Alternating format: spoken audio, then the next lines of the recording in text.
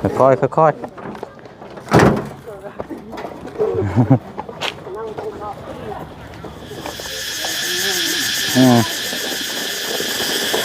ห่อนแห้ง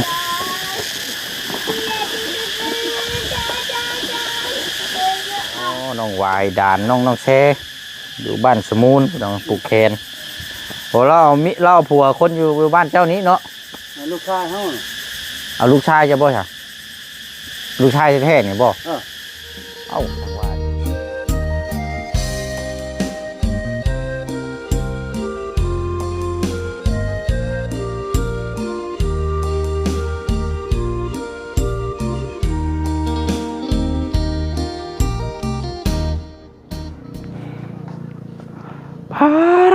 มาห่อนมาเอาแท้นี่พี่น้องเนาะห่อนแท้ห่อนว่ามื้อนี่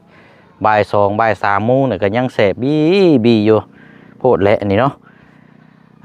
เอาเนาะสงสัยช่วงค่อยค่ำลงแรงฟ้าฝนอาจจะตกลงมื้อนี้พี่น้องไอ้เบิ่งแท้นี่ห่อนเอาเรื่องอยู่มื้อนี้พี่น้องเนาะเอาเนาะการตัดภาพเปิดกล้องมาพบมาเจอกันอีกคือเก่าเนาะพี่น้องเนาะก็มาอัปเดตติดตามงานแล้วก็พร้อมมอบให้ทาง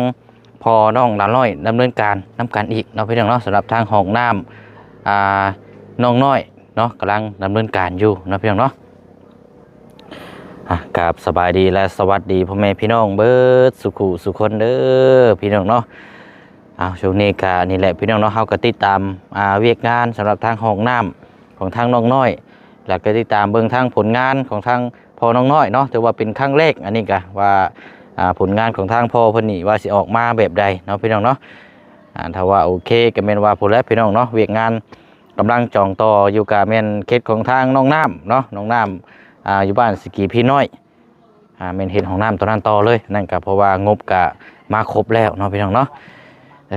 เอาอะไรเนาะไปเอานี่ก่อนพอดีกระมาแต่เซโปนและซื้อเครื่องเป็นท่อ BBC เป็นกาวเป็นยังเป็นครบเบิดอะไรพี่น้องเนาะแล้วก็มีช่องลมน้ำของน้ำที่บ่เชียงเอาไปเปลี่ยนมือเช้านี่แหละแล้วจะเอามาให้ทางสร้าง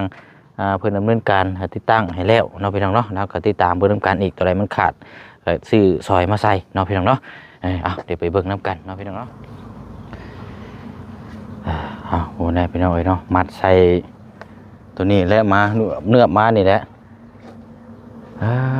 จังได๋เนาะรถขึ้นไปก็บ่ได้ซ้ำคือเก่าหั่นแหละพี่น้องเนาะมีแต่ว่าใส่รถเข็นยู่เอาเนาะเพราะว่านี่ทางขึ้นไปนี่เพิ่นตันเลยเพิ่นตากเสื้อผ้าใส่เลยไปให้ทั้งเราหั่นแหละพี่น้องเนาะมาแก่หอนเอาเห็ดอย่างเด้ได้นี่พี่น้องเนาะ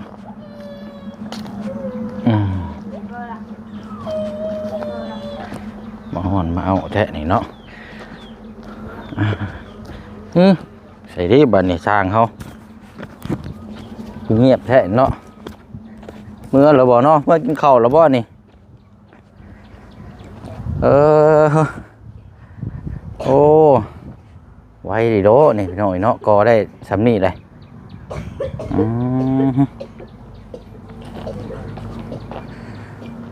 มันจะคนไอคนป่วยแท้นี่เนาะโคตรแดะนี่เอาสบายดีล่ะไปดีเด้อพุทธเด้อพุทธสุขุสุคนฮัลโหลใส่อันทางอันนั้นได้สะมีตู้มาหรือบ่เราไปหาหมอนะฮะยังไม่ทันมาบ่ล่ะไปหึงแท้เนาะไปแต่เช้าผมยังไม่ทันมาอยู่โมเมนต์ไปเซโปนพุ่นบ่อยู่บ้านลุงนี่บ่อันใช้ทั้งสร้างเพิ่นเมื่อแต่หึงนะว่าซะเนาะเพิ่นเมื่อกินข้าวซั่นบ่ยังบ่ทันมาอยู่เนาะโอ้เลยโกไว้โลนี่พี่น้องเนาะคักแล้วนะโอ้งานเนาะคักๆไปหน่อยคมกริบเลยแบบนี้เนาะคันเชื่อว่ามีดนี่ก็แบบ2คมนะคมเดียวนี่แม่นมันบ่เข้ามาเลยก็เข้ามาพอดีแล้วป้าล่ะเอารถเข็นมาคือเก่าเขาเอาล่อลงไปเอาหมองเก่าเพื่อไร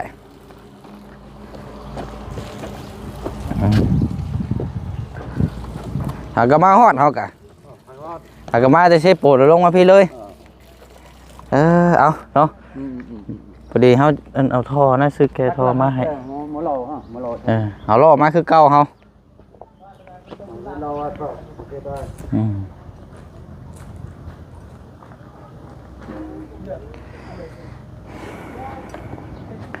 คันว่าเฮ็ดเวียกได้เนี่ยแม่นช่วงเย็นๆเนาะ3 โมงหรือว่าเกือบ4 โมงนี่แหละพี่น้องได้อยู่เนาะแต่ช่วงนี้เนี่ยป๊อหอนแห้งเนาะก็มาเฮ็ดได้ก็แบบเต็มที่นะกันเฉพาะกันไปนั่นแหละไปเอาน้ำคือเก่าอยู่รถพุ่นละจะโรยอะไรฮะพออยู่เพื่อนอยู่บ่ล่ะอยู่เนาะฮะอันไหนก่อนอยู่เพื่อนโอ้ยจังเมนเบ้าสั่งหรอกนะแก้วแล้วล่ะแก้วทอลงมาก่อนนี่แก้ก่อนนี่แก้ลวดนี่มัดก่อนนี่เจ้าแก้นี่ออกก่อนจังยกไปเลยก่อนพอทำโบมัดแน่นนี่มันกูเจ้าขี่รถจักรมาอยู่เวต่ำกูเจ้าเนี่ยพอแห้งอีกแล้วล่มงายท้องเจ็บเลยโอ้เอาแก้อีกครั้งนั้นก็แก้รถตัวนี้เนาะฮ้อนพี่น้องแต่วเนาะกินว่าเขาได้ยังกินฮะได้ยังกินเจ้านะกินหน่อไม้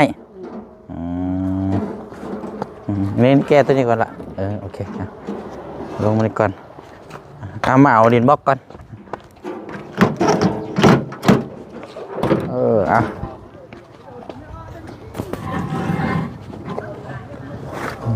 อันนี้อุปกรณ์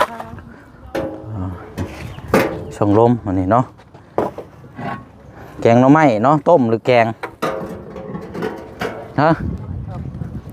บ่อน้ำแน่เฮ้ยบ่อน้ำกระบอกบ่อนี่เนาะโคตรเละนี่ไอ้เครียดกันยังอันนี้ฮะขี้คุยแท้เฮ้ยก็กระบอกบ่อน้ำเอาค่อยๆเด้อ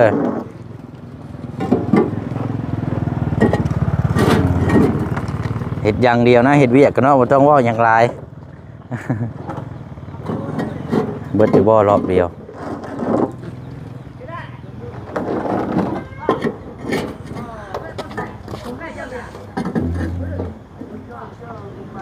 โอเคเอาหนูได้บ่ผู้หนึ่งกับแบกท่อได้บ่แต่อยู่ได้บ่มันจึกร่มแล้วนี่ความแตกในบ่ได้เลยค่อย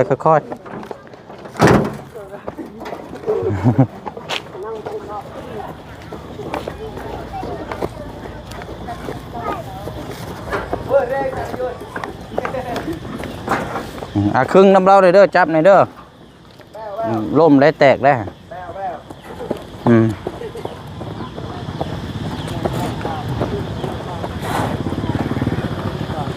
โอ้ขายกระแลมบ่นะกระแลมบ่ห้อยห้อนนะมาชิมจักหลอดแน่เฮ็ดเอาอยู่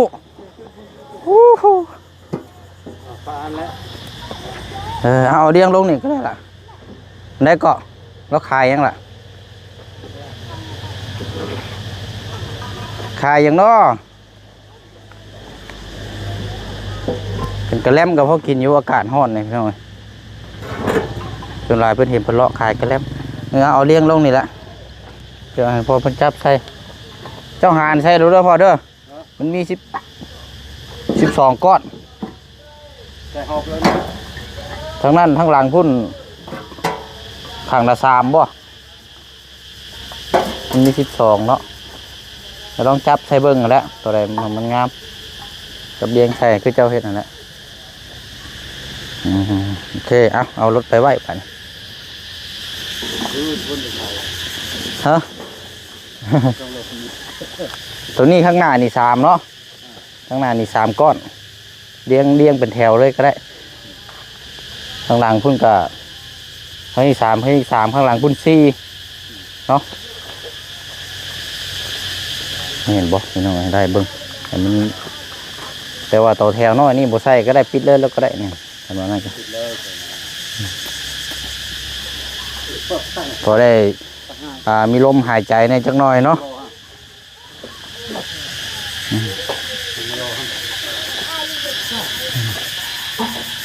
ผสมปูนอีกแล้วนี่เนาะ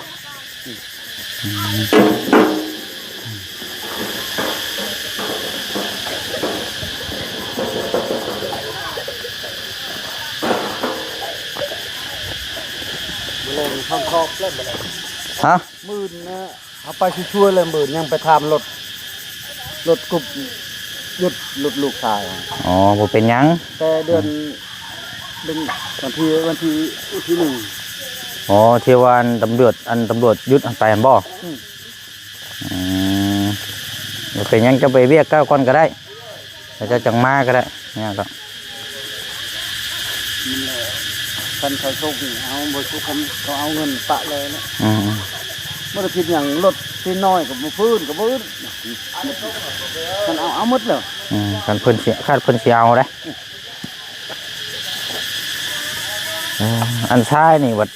เวลาเฮาสาบเฮาโบกเฮาครึ่งเลยนี่เนาะคันบ่ครึ่งนี่โอ้เป็นกระโบกกระเบกได้นี่เนาะ เดี๋ยวฮอนข้างในเลย ต้องหอนใส่ท้ายใส่แยงข้างในแล้วเนาะอ่ะไปนูมาบัดนี้แต่แต้วเริ่มแดดอีกแล้ว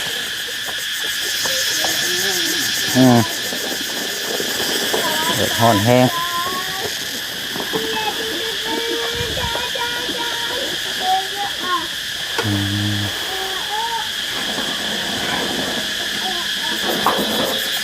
แต่หาสมแล้วมากินแบบนี้เนาะสมมะม่วงก้อยแก้วนะมาอยู่มาละ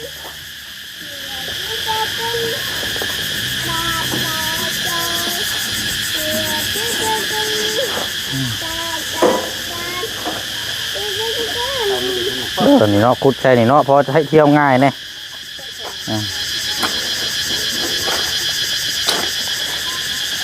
เดี๋ยวเอาอันนี้ไว้ให้ทั้งพ่อคนเก็บไว้ก่อนอุปกรณ์อยู่นี่แล้วว่าเด้อบัดเวลาต่อจะจับใช้รถคันบ่พอได้จังแจ้งบอกเฮาทีนึงอยู่นี่แหละเป็นก๊อกน้ำก๊อกหยังครบเบิดนะเป็นกาวครบเบิดเลย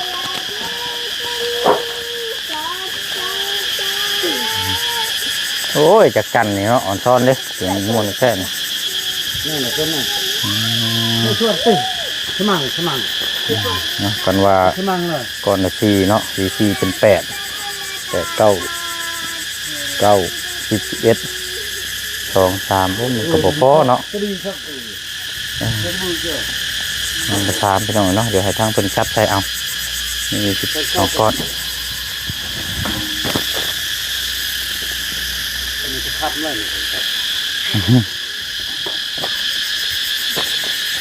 เนาะอันนี้รายการซื้อมื้อนี้พี่น้องเบิดไป562,000 กีบปูนนี่คันว่าบ่ได้จังว่ากันอีกทีนึงเนาะน้องล่ะคันว่านั่นกับคันว่าพ่อซอยได้เพิ่นก็ซอยเพิ่นเด้อเฮ็ดเวียกซอยเพิ่นนั่นแหละเพราะว่าเฮาเฮ็ดห้องน้ำเฮาเองเด้อโจมยังซอยกันเด้อบ่ให้อันนั่งอยู่ซื่อๆเพราะว่าซอยกันหั่นแหละมันสิแล้วไว้หินบล็อกดินยังคนซอยกัน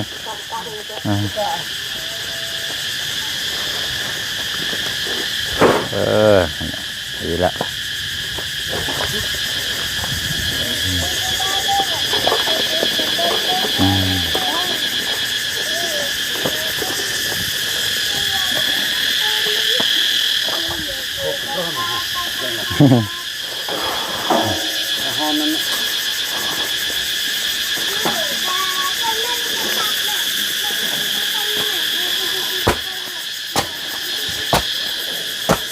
ว่าก่อขึ้นแล้วเพื่อเดี๋ยวจังขึ้นไม้ขึ้นโค้งเนาะมื้อนี้เลิกจังโมงก่อนมื้อนี้ โอ้โหหมดนี่แหละเขาหนึ่งทำเลยเขาหนึ่ง ตอนแรงบนบ่เราเพราะว่าก่อคนเดียวได้เนาะ